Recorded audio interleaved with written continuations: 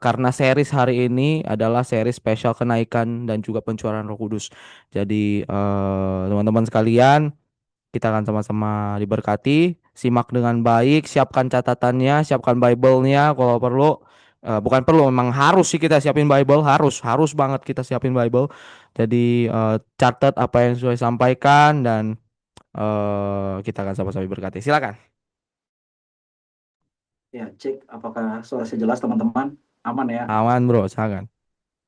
Terima kasih banyak Bang Michael Tilaar, terima kasih banyak untuk kesempatan yang diberikan dan untuk Authenticers yang ada dimanapun berada. Kita bersyukur kita masuk di awal bulan Mei dan seperti yang tadi Bang Michael Tilaar sampaikan, kita akan masuk di dalam masa-masa kenaikan dan juga pencurahan Roh Kudus. Dan teman-teman, hari ini kita akan membahas bagian-bagian itu.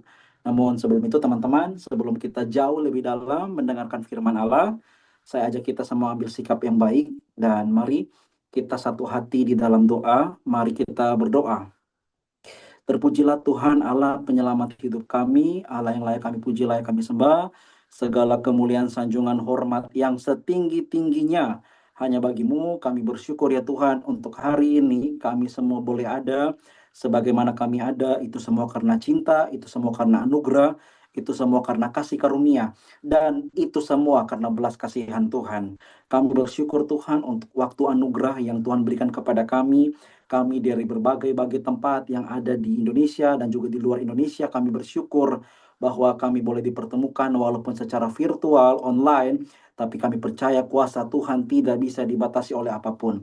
Maka daripada itu ya Tuhan, kami berdoa biarlah ibadah saat teduh yang kami lakukan ini benar-benar membawa kemenangan, membawa pemulihan, membawa sukacita, dan membawa kami damai sejahtera, yang olehnya kami dikuatkan, kami yang lemah, kami boleh dipulihkan, kami yang dalam kepahitan, Tuhan boleh baharui hatinya, dan kami semua dalam letih, lesu, dan berbau berat, Tuhan berikan kelegaan.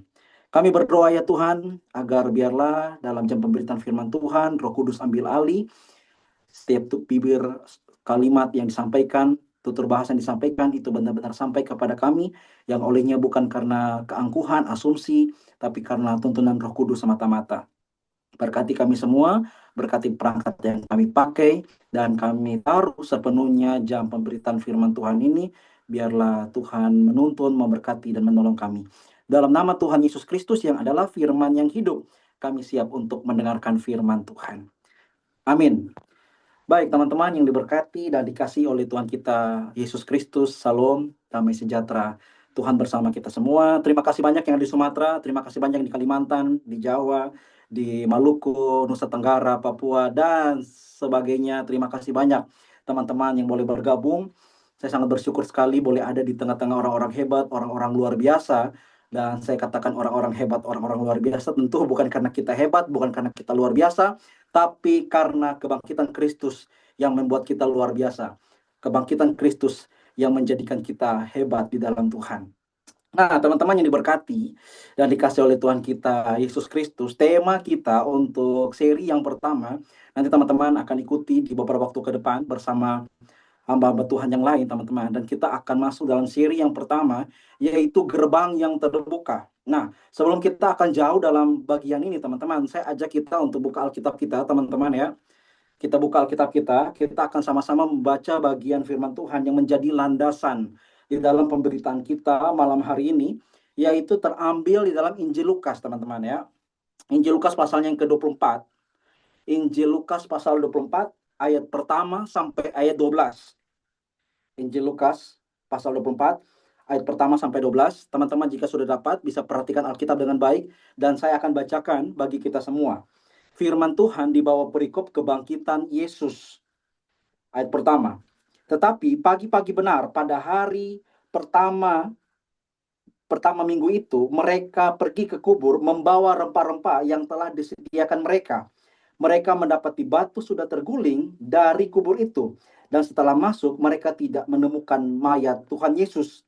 Sementara mereka berdiri termangu-mangu karena hal itu, tiba-tiba ada dua orang berdiri dekat mereka memakai pakaian berkilau-kilauan. Mereka sangat ketakutan dan menundukkan kepala. Tetapi kedua orang itu berkata kepada mereka, Mengapa kamu mencari dia yang hidup di antara orang mati? Ia tidak ada di sini, ia telah bangkit. Ingatlah apa yang dikatakannya kepada kamu ketika ia masih di Galilea, yaitu bahwa anak manusia harus diserahkan ke tangan orang-orang berdosa dan akan bangkit pada hari yang ketiga. Maka teringatlah mereka akan perkataan Yesus itu, dan setelah mereka kembali dari kubur, mereka menceritakan semuanya itu kepada ke-11 murid dan kepada semua saudara yang lain. Perempuan-perempuan itu ialah Maria Magdala dan Yohana dan Maria ibu Yakobus dan perempuan-perempuan lain yang juga bersama-sama dengan mereka memberitahukannya kepada rasul-rasul. Tetapi bagi mereka perkataan itu seakan-akan omong kosong, dan mereka tidak percaya kepada perempuan-perempuan itu. Sungguh pun demikian, Petrus bangun lalu cepat-cepat pergi ke kubur itu. Ketika ia menjenguk ke dalam, ia melihat hanya kain kapan saja. Lalu ia pergi dan ia bertanya dalam hatinya apa yang kiranya telah terjadi. Nah, demikian jauh pembacaan firman Tuhan bagi kita semua, teman-teman, saudara yang diberkati dan dikasih oleh Tuhan kita Yesus Kristus. Dan ini bagian yang menarik karena pasal 24 berkaitan dengan kebangkitan Yesus. Ini merupakan denyut nadi orang Kristen, ya. Ini adalah denyut nadi orang Kristen. Ini adalah merupakan bagian yang sangat amat penting di dalam kekristenan kita. Kenapa? Karena jika Kristus tidak bangkit, maka sia-sialah kepercayaan kita. Nah, teman-teman yang diberkati dan dikasih oleh Tuhan kita Yesus Kristus, menarik saat kita lihat teks tadi atau bagian ketika mereka, dalam hal ini perempuan-perempuan, teman yang berkati, ketika pergi ke kubur Yesus, mereka tidak lagi menjumpai mayatnya di sana. Lalu mereka menceritakan kepada para rasul, tapi di antara para rasul, teman-teman, ada yang tidak percaya dan menganggap perempuan-perempuan ini omong kosong, ya.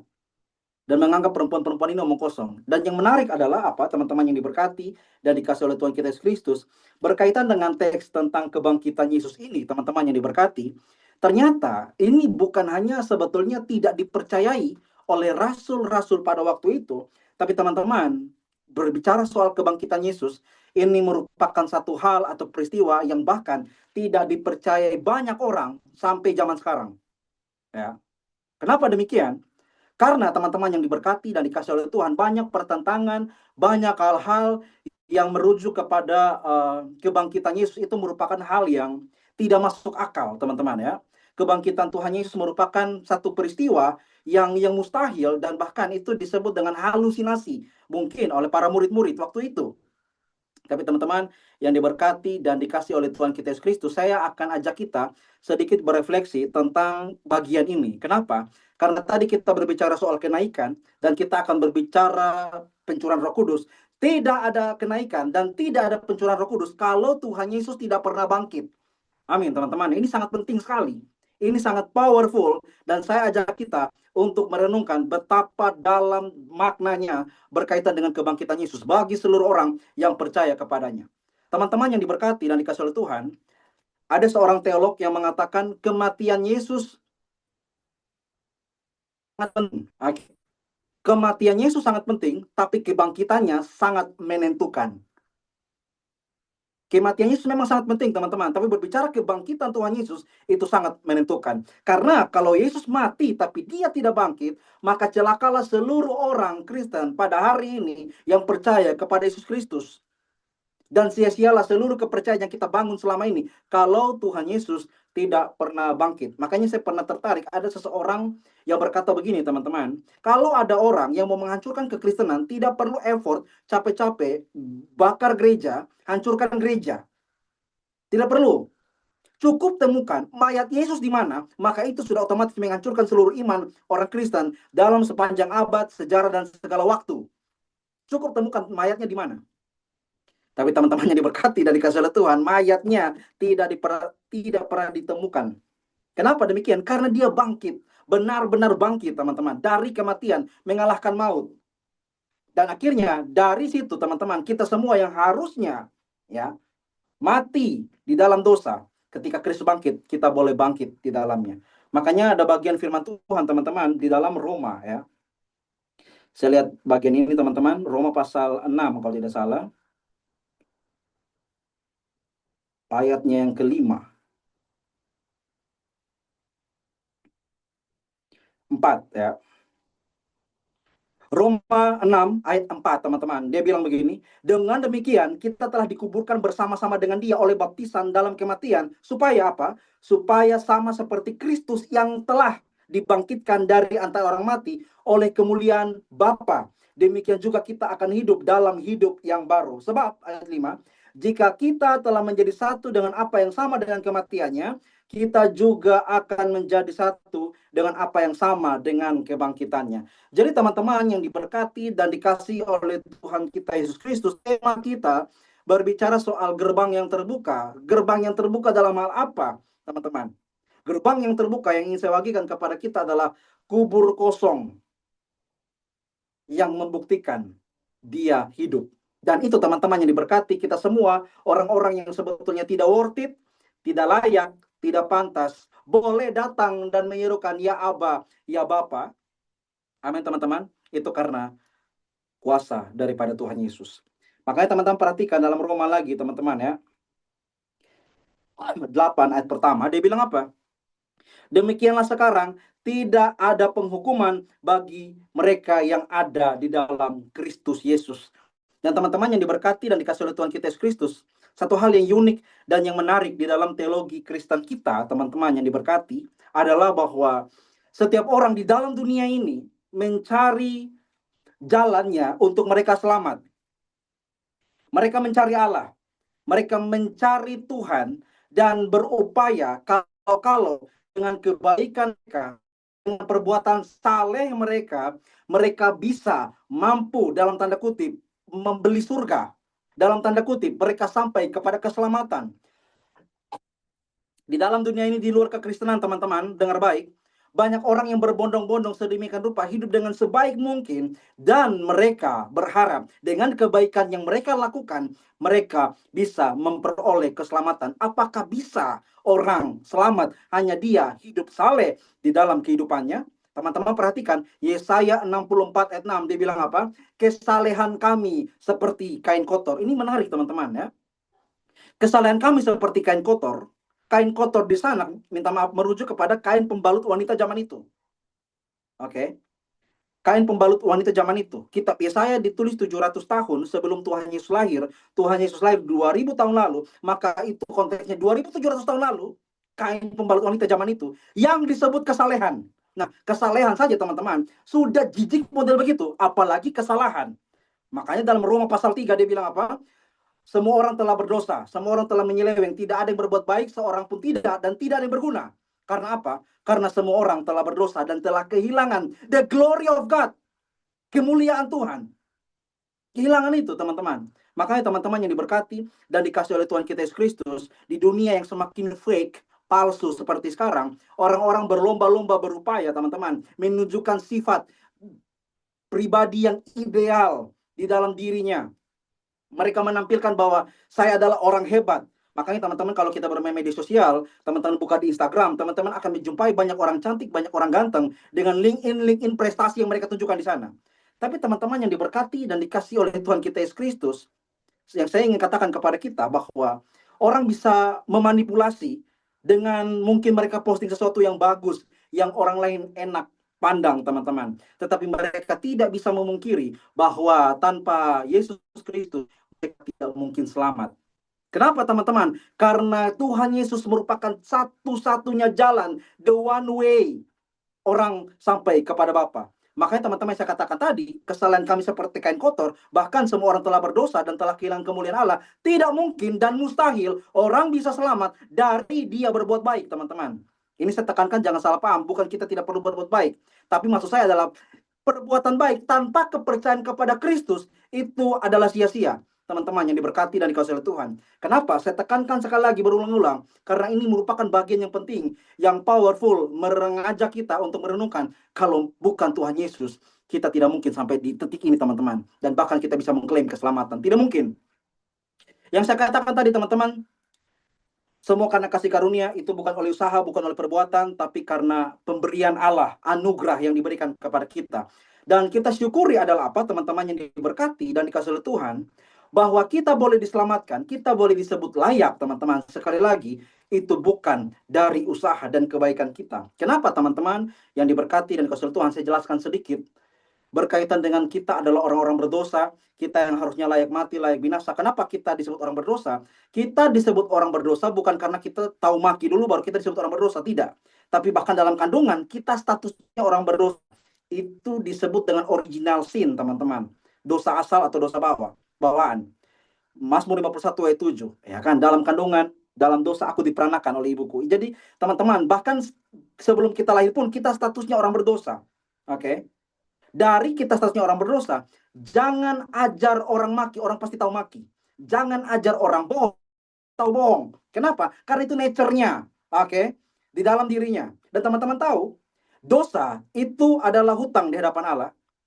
Dan teman-teman harus ingat ini, bahwa hutang di hadapan Allah, teman-teman, ya, itu tidak bisa dibalas atau bisa dilunasi hanya gara-gara kita berbuat baik. Itu seperti ibarat kita berhutang, atau saya berhutang kepada Pak Mikael Tilaar, teman-teman. Saya berhutang kepadanya 5 miliar, oke?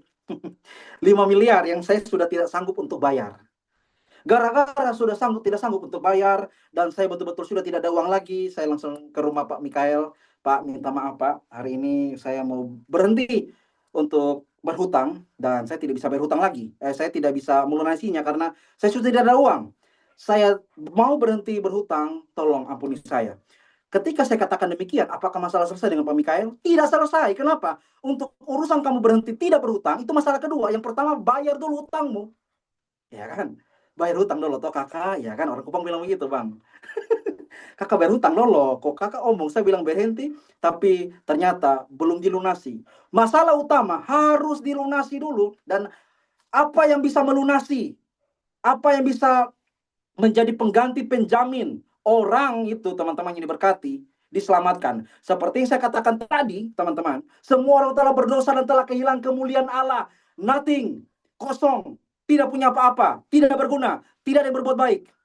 Gara-gara demikian, tidak mungkin ada satu manusia pun yang dapat menyelamatkan orang dari kebinasaan. Teman-teman mau sebut siapa? Filsuf, Socrates, Aristoteles. Siapapun orang yang paling bijak di dalam dunia ini tidak mampu mengeluarkan kita dari kebinasaan dan kematian. Tidak ada. Karena semua orang telah berdosa dan telah kehilangan kemuliaan Allah. Lantas, teman-teman, kalau sudah tahu begini, siapakah yang mampu menyelamatkan kita? Kebenaran firman Tuhan, the Almighty God, Allah yang sejati, di dalam Tuhan Yesus Kristus, datang ke dalam dunia, menjadi manusia, untuk menggantikan kita, orang-orang yang berdosa. Kenapa harus jadi manusia, Kak? Kenapa tidak dari Allah di surga dan ampuni saja kok selesai? Kenapa harus capek-capek dari manusia? Kalau Allah tidak lakukan demikian, maka Allah menjadi Allah yang tidak adil. Oke, menjadi Allah yang tidak adil. Karena keadilan Allah mengharuskan manusia itu dibinasakan karena dosa. Tapi di sisi lain, keadilan Allah, Allah juga mempunyai sifat, yaitu kasih. Dan kasih itu tidak mungkin membuat umatnya, anak-anaknya dibinasakan. Maka ada lagu NKB, saya lupa nomor berapa. Kalau teman-teman tahu, NKB itu nyanyian Kidung Baru, biasa dinyanyikan oleh gereja Protestan. Liriknya tuh bilang begini, terpujilah Allah, hikmatnya besar. Hikmatnya besar artinya apa, teman-teman? Yang tidak pernah kita pikirkan, tidak pernah kita duga-duga, dan tidak pernah kita bayangkan. Allah Tritunggal, amin, teman-teman yang berkati, yang dikasih oleh Tuhan. Bapa mengaruniakan, memberikan Tuhan Yesus anak tunggalnya kepada kita. Supaya apa? Keadilannya dan kasihnya dapat berjalan bersama-sama. Saat Kristus menggantikan kita, teman-teman, kita yang harusnya mendapatkan kebinasaan, kita yang harus mendapatkan penghukuman, Tuhan Yesus telah tanggung. Tapi di sisi yang sama, dari penderitaan Kristus, kita boleh diselamatkan dan tidak menerima penghukuman itu. Allah yang adil dan Allah yang kasih menjadi satu di dalam pribadi yang kita sembah, yaitu Tuhan Yesus Kristus. Inilah gerbang yang terbuka, teman-teman. Makanya hari ini teman-teman yang insecure, teman-teman yang merasa bahwa aduh, saya nggak layak. No. 2 Korintus 5 ayat 17, siapa yang ada dalam Kristus, ia adalah ciptaan baru. Yang lama sudah berlalu, sesungguhnya yang baru sudah datang. Amin, teman-teman. Makanya kebangkitan Kristus, dan nanti kita akan masuk dalam seri-seri berikutnya yang disampaikan oleh hamba-hamba Tuhan yang lain, termasuk Pak Mikael Tilar, kita akan lebih dalam ke sana. Tetapi kita harus lihat, sebelum kita maju ke kenaikan, sebelum kita masuk ke dalam pencurahan, kalau tidak ada kebangkitan, tidak pernah terjadi namanya kenaikan. Tidak mungkin ada namanya pencurahan Roh Kudus kalau tidak ada kebangkitan. Makanya kita bersyukur teman-teman yang diberkati dan dikasihi Tuhan, kita menjadi orang Kristen yang begitu luar biasa, bahwa ketika Tuhan Yesus telah mati dan bangkit bagi kita, kita telah dibebaskan dari belenggu dosa. Dan kita bisa menyembah Tuhan di dalam roh dan kebenaran. Di dalam roh dan kebenaran itu merujuk, merepresentasikan teman-teman, kita berdoa menyembah Tuhan, tidak lagi dibatasi ruang dan waktu. Amin teman-teman. Tidak dibatasi jam begini baru berdoa, tidak.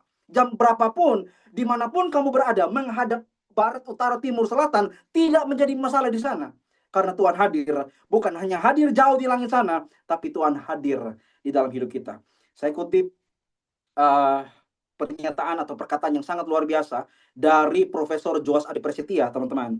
Dia mengatakan bahwa Allah di dalam Kristus adalah Allah yang bukan jauh di langit sana, tapi Allah yang ada di dalam diri hati kita, yang merangkul, merengkuh kita di dalam kerapuhan kita. It's amazing. Luar biasa teman-teman. Semua orang dalam penyembahnya kepada ilah-ilah mereka bersifat hierarki. Mereka tapi karena takut binasa. Tetapi bagaimana kita boleh menyapa Allah kita dengan sapaan ya Bapa, ya Aba. Merujuk, merepresentasikan begitu dekatnya kita dengan Tuhan. Bahkan terlebih-lebih Tuhan ada di dalam hidup kita. Roma 8 teman-teman ayat 31. Ya. Dia bilang, sebab itu, apakah yang akan kita katakan tentang semuanya ini? Jika Allah di pihak kita, terjemahan Yunani teman-teman yang dipakai di sana bukan hanya di pihak, tapi Allah ada dengan kita. Dia bukan hanya di sisi, di pihak kita, tapi dia berjalan, dia ada dengan kita teman-teman. Dan saya mau tanya kepada kita semua, temukanlah di luar kekristenan, Tuhan mana yang mau merangkul umatnya teman-teman sebegitu luar biasanya dan mencintai umatnya begitu dalamnya, sampai-sampai relasi Allah Tritunggal teman-teman seketika harus terpisah gara-gara teman-teman kita semua teman-teman, yang dimana ketika Kristus di salib dia mengatakan Eli Eli lama sabaktani, Allahku Allahku mengapa kau meninggalkan aku. Dosa keterpisahan itu Kristus tanggung. Allah Tritunggal hubungan yang tidak pernah putus teman-teman ya, dari sepanjang kekekalan sampai kekekalan teman-teman, tapi dibuatnya seakan-akan mereka terpisah di kayu salib, di kayu terkutuk untuk kita semua. Ini saya mau katakan adalah selain powerful, selain bagaimana kuasa Tuhan begitu besar teman-teman, tapi cintanya yang sejati dan abadi dan tidak bisa digantikan, diukur dengan cinta manapun. Jadi teman-teman yang pacaran beda agama tolong ya, yang beda agama masa mau sama Musdalifah sih ya kan, kan masih ada tuh siapa, Yohana, Maria ya kan, masih ada Lambert, kok mau sama Nazar ya toh. Ayolah teman-teman yang berkati dikasih oleh Tuhan. Saya katakan ini apa adanya teman-teman, bahwa tidak ada cinta yang melebihi cinta Tuhan Yesus terhadap diri kita. Gerbang yang terbuka merepresentasikan bahwa kita semua orang-orang yang di luar tidak bisa, tidak boleh, tidak layak mendapatkan kemuliaan Allah. Tetapi saat Kristus mati dan bangkit bagi kita, gerbang itu terbuka dan kita layak mendapatkan bagian bersama-sama dengan Tuhan di dalam kerajaannya. Di rumah Bapakku banyak tempat tinggal. Amin. Yohanes 14. Tetapi penekanannya adalah apa? I'm the way, the truth, and the life. Akulah jalan dan kebenaran dan hidup. Tidak ada seorang pun yang datang kepada Bapa, tidak ada seorang pun yang sampai kepada surga kalau tidak melalui aku. Nah, teman-teman yang diberkati dan dikasih oleh Tuhan kita Yesus Kristus, cinta Tuhan terlalu besar bagi kita. Hari-hari ini kita yang dalam problematika ekonomi yang begitu berat, ya teman-teman ya. Ini saya bilang negara Konoha, oke? Nanti ya kena lagi ya, Konoha atau Wakanda terserah lah teman-teman ya. Kita yang dalam keadaan sulit sekarang, kita juga pasti berefleksi bagaimana apa yang akan terjadi ke depan teman-teman. Dan teman-teman tahu, kita ini sekarang sudah hidup di zaman digitalisasi yang begitu kuat. Amin teman-teman ya. Kita di zaman AI, ChatGPT teman-teman. Dan teman-teman tahu bahwa tidak bisa dipungkiri bahwa relasi dengan sesama itu menjadi pudar pelan-pelan. Nangkap ya teman-teman ya. Karena apa? Setiap orang punya HP, setiap orang punya gadgetnya masing-masing, dan orang lebih tertarik melihat ini dibandingkan melihat saudara yang ada di mukanya. Makanya orang tidak tahu, tiba-tiba yang itu mati ya, kita tidak tahu orang mati. Kenapa? Karena kita tidak peduli orang lain dan kita melihat gadget kita. Itu bahaya sekali teman-teman. Dan tidak bisa dipungkiri, orang-orang Kristen, anak-anak muda Kristen juga seperti itu. Dan saya pun pribadi selalu bergumul untuk Tuhan tolong, agar kiranya apapun yang menjadi penghalang untuk kita datang kepada Tuhan, itu merupakan berhala modern sampai sekarang. Dan kita harus doakan teman-teman, agar apa? Fungsi garam dan terang itu adalah mempengaruhi, amin ya teman-teman ya, bukan dipengaruhi. Terang itu mempengaruhi. Jadi kalau misalkan saya matikan lampu nih, ya ini karena masih ada cahaya tambahan, yang gelap nih ya. Ini gelap, ada cahaya lampu. Kalau saya matikan lagi gelap. Dan fungsi daripada terang itu mempengaruhi. Nah, mempengaruhi. Dia mempengaruhi gelap itu menjadi bercahaya. Dan kegelapan tidak mungkin mempengaruhi terang. Tidak mungkin. Dan garam, teman-teman, itu mempengaruhi, dia merangsang masakan. Teman-teman masak rendang, masak apapun, kalau tidak ada garam, rasanya ada yang kurang, betul ya? Dia merangsang rasa-rasa yang lain, teman-teman. Dan fungsinya adalah mempengaruhi. Demikian pula kita sebagai orang percaya yang adalah harusnya mempengaruhi, bukan dipengaruhi. Lalu bagaimana caranya supaya kita mempengaruhi? Tuhan Yesus Kristus. Melekat kepada dia. Kalau kita tidak melekat, teman-teman, kita akan mudah terbawa oleh arus. Kita lihat beberapa banyak orang yang jatuh dalam dosa, teman-teman ya. Baik pergaulan, baik apalagi hubungan keluarga, relasi dengan pertemanan, dan apapun teman-teman, orang bisa jatuh teman-teman. Karena apa? Karena tidak ada fondasi yang kuat, tidak ada dasar yang kuat di dalam hati ini. Makanya teman-teman yang diberkati dan kasih Tuhan, kita lihat beberapa media waktu lalu, banyak yang melakukan tindakan bunuh diri, teman-teman, bunuh diri, yang mengakhiri hidup. Karena begitu pusing di kepala, orang frustasi. Siapa bisa tolong kita, teman-teman? Tidak ada yang bisa tolong kita, percayalah. Di zaman abad sekarang, tidak ada yang bisa tolong kita. Selain apa? Kekuatan daripada Roh Kudus untuk memampukan kita menghadapi setiap masalah. Amin, teman-teman. Roma, Yeremia pasal 17, teman-teman ya. Yeremia pasal 17, mulai ayat ke-5 dan ke-6. Dia bilang apa? Terkutuklah orang yang mengandalkan manusia, yang menaruh harapannya, atau dalam artian, terkutuklah orang yang mengandalkan manusia, yang mengandalkan kekuatannya sendiri. Terkutuklah mereka. Yeremia 17 ayat 5. Karena apa, teman-teman? Kita tidak bisa melakukan sesuatu yang kita mampu lakukan dari diri kita, kecuali kemampuan, kekuatan daripada Roh Kudus. Makanya teman-teman, menjadi bagian yang mungkin akhir di dalam sharing kita pada malam hari ini yang ingin saya bagikan. Ada satu artikel yang baik sekali, kalau teman-teman baru nanti saya bisa bagi di grup, artikel yang ditulis oleh Freddy De Boer. Artikel yang ditulis oleh Freddy De Boer tahun 2017 tentang bagaimana hidup manusia di zaman sekarang yang selalu mau menunjukkan sifat idealismenya. Seperti yang saya singgung di awal, tentang orang-orang yang berupaya mengupload foto dan lain sebagainya. Yang untuk menunjukkan kepada dunia, kalau saya ini worth it, saya ini layak, saya good, saya very nice, very handsome, very beautiful. Untuk kasih tahu ke dunia, kalau saya ini adalah orang yang begitu luar biasa. Tapi teman-teman harus ingat dan perhatikan ini. Kita telah kehilangan kemuliaan Allah. Amin teman-temannya. Semua orang telah berusaha telah kemuliaan Allah. Kita bisa memanipulasi. Freddy De Boer mengatakan begini teman-teman. Dalam artikelnya, judulnya itu You Can Fake It. Kamu tidak dapat menipunya. Orang dengan idealismenya mau menampilkan, mengupload sesuatu yang bagus, yang orang lihat teman-teman. Tapi ada satu hal yang tidak bisa ditolak oleh mereka. Pada saat mereka sudah mengupload postingan itu, lalu dia kembali ke dalam kamar, dia akan menjumpai dirinya bahwa dia bukan siapa-siapa. Nothing, kosong, dan tidak punya apa-apa. Sekali lagi, kita bisa tipu dunia ini dan bilang kita ini punya sesuatu. Tapi di dalam kenyataannya, realitanya, faktanya, kita nothing, kita bukan apa-apa, dan kita bukan siapa-siapa. Makanya validasi yang paling kuat di dalam dunia ini bukan pengakuan dari presiden, bukan pengakuan dari menteri, tapi pengakuan dari Allah Tritunggal, dari Tuhan Yesus, dari Bapa. Inilah anakku yang kukasihi, kepadanya lah aku berkenan. Amazing. Validasi paling kuat di dalam dunia ini yang tidak bisa diganggu oleh siapapun. Teman-teman mau cari validasi dalam dunia ini, teman-teman, orang-orang akan lupakan teman-teman, percayalah. Ya kan? Orang akan lupa, siapa sih itu? Mukanya yang mana ya? Dalam 1-2 hari, teman-teman bisa menunjukkan prestasi, tapi 2 hari kemudian, 1 hari, bahkan 1 jam setelah itu postingan muncul, orang lupa. Karena Sebetulnya kita tidak sepenting itu.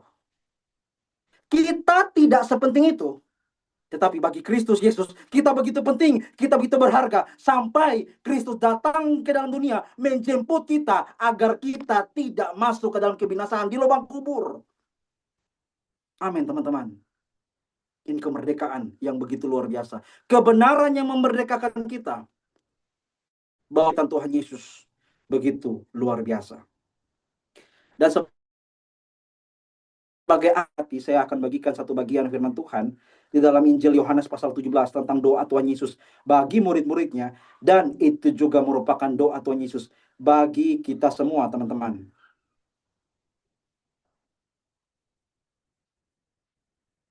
Di dalam Yohanes pasal 17, teman-teman. Di dalam ayatnya yang ke 10 ya, atau 9. Saya bacakan bagi kita, teman-teman. Yohanes pasal 17 ayat 9, firman Tuhan demikian. Aku berdoa untuk mereka, bukan untuk dunia aku berdoa, tetapi untuk mereka yang telah Engkau berikan kepadaku. Siapa? Kita semua, amin, teman-teman yang percaya kepadanya, haleluya.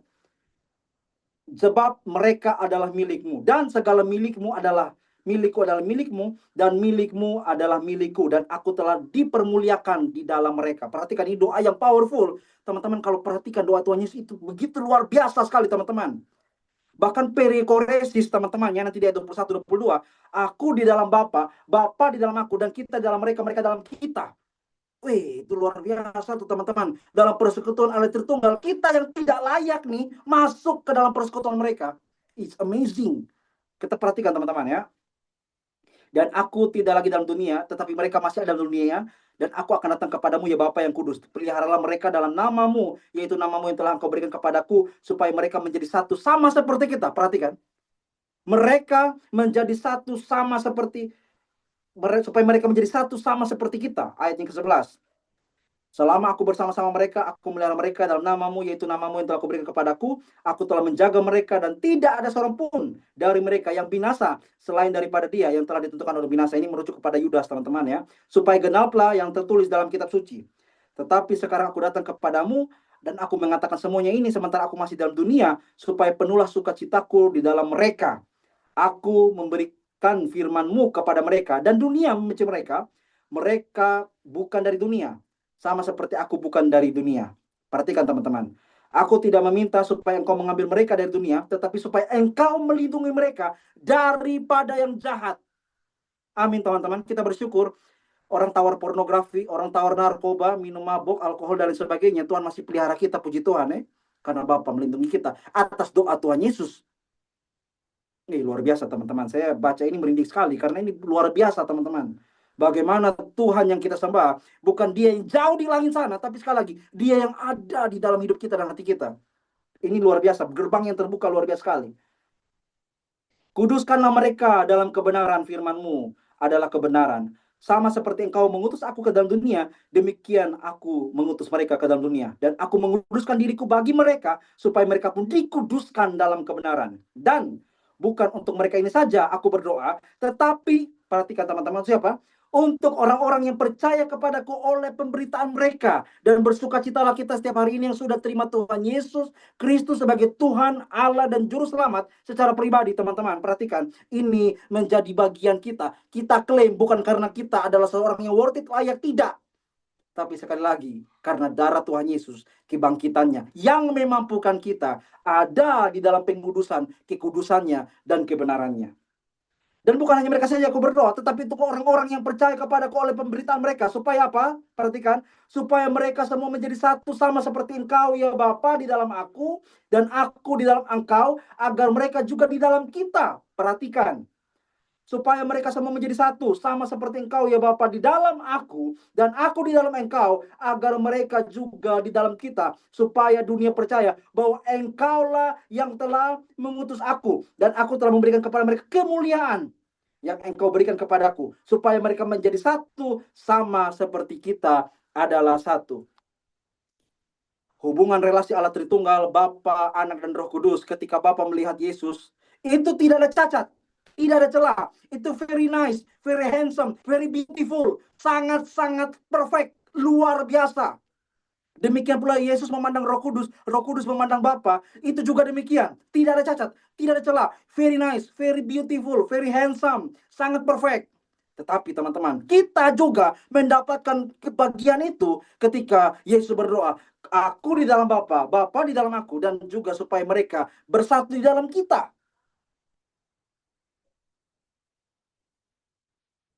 Teman-teman yang diberkati dan dikasih oleh Tuhan kita Yesus Kristus. Saya berdoa, biarlah Roh Kudus menolong kita agar benar-benar mensyukuri karya Allah Tritunggal yang begitu dahsyat, akbar, agung, dan mulia dalam sepanjang sejarah umat manusia. Dan tentunya kita yang bersuka cita bahwa kita juga adalah orang-orang yang tentunya diselamatkan oleh Tuhan, oleh kematian kebangkitannya. Nah, teman-teman, biarlah dalam gerbang awal yang kita masuki ini, teman-teman, gerbang yang terbuka, membuat kita semakin paham bahwa di dalam Tuhan kita berharga, di dalam Tuhan kita berarti, dan di dalam Tuhan Yesus kita benar-benar dikasihinya. Dan teman-teman, saya berharap teman-teman yang bergabung, teman-teman bisa ajak lagi, dan kita akan jumpa dalam minggu-minggu berikutnya, dalam seri-seri berikut yang lebih luar biasa. Dan saya berdoa teman-teman, biarlah teman-teman semakin diperlengkapi, semakin dikuatkan, teman-teman tampil menjadi beda, dan kita semua diberkati, boleh dan dapat menjadi berkat bagi dunia ini yang semakin jahat. Firman Tuhan menolong, memberkati, dan menguatkan kita semua ya teman-teman. Tetap semangat. Yang pelayanan, mari kita lakukan pelayanan kita dengan sungguh-sungguh sebagai bukti cinta kita kepada Tuhan. Karena Tuhan terlebih dahulu mencintai kita. Amin teman-teman ya. Kita tidak hitung-hitungan, tidak peduli siapa yang datang, tidak peduli. Karena yang kita pedulikan adalah hadiratnya di dalam ibadah ini. Yang kita syukuri bahwa Tuhan hadir di tengah-tengah kita. Dan kita percaya Tuhan juga akan memampukan kita menjadi berkat, menjaring jiwa-jiwa di luar sana demi hormat dan kemuliaan bagi nama Tuhan. Dan tentunya kita yang tergabung dalam Authenticers menjadi autentik, beda untuk kemuliaan bagi nama Tuhan. Kita berikan kemuliaan bagi nama Tuhan. Terima kasih banyak teman-teman. Tuhan memberkati dan saya amini firman Tuhan ya. Dan nanti untuk doa firman dan selanjutnya saya serahkan kepada Bang Mikael Tilaar dan teman-teman yang lain. Terima kasih banyak Tuhan memberkati. Shalom. Oke, kita sama-sama akhiri sesi ini dalam doa. Sebelum saya serahkan kepada worship leader, kita sama-sama berdoa. Bapak, hari ini kami bersyukur apa yang sudah disampaikan oleh Yeriko. Kiranya Tuhan Engkau yang memberkati, Engkau yang meneruskan lewat Roh-Mu yang kudus, sehingga kami boleh terima dan kami boleh lakukan dalam kehidupan kami masing-masing. Dan kiranya semua apa yang sudah disampaikan, kami tahu bahwa tidak ada peristiwa kenaikan dan pencurahan Roh Kudus tanpa adanya kebangkitan ya Tuhan. Dan kami tahu ya Bapa, semua karena kasih karunia kami diselamatkan oleh iman kami, bukan karena usaha kami, melainkan pemberian dari Allah saja. Kami bersyukur untuk firman-Mu, kami akan uh, menaikkan pujian kami dan juga kami akan menaikkan doa syafaat kami, kiranya Tuhan Kau yang memberkati. Dalam nama Yesus. Amin, amin. Saya serahkan buat Deswayanti untuk memimpin kita dalam pujian satu lagu sebelum kita doa syafaat. Nanti langsung ke Lady untuk doa syafaat. Silakan, Deswa. Ya, baik.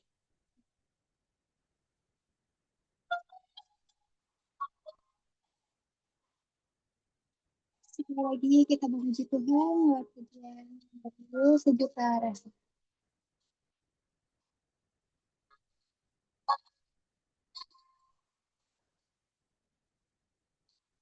Menang hatiku tanpa pintu tanpa hadirmu wadaku mengalir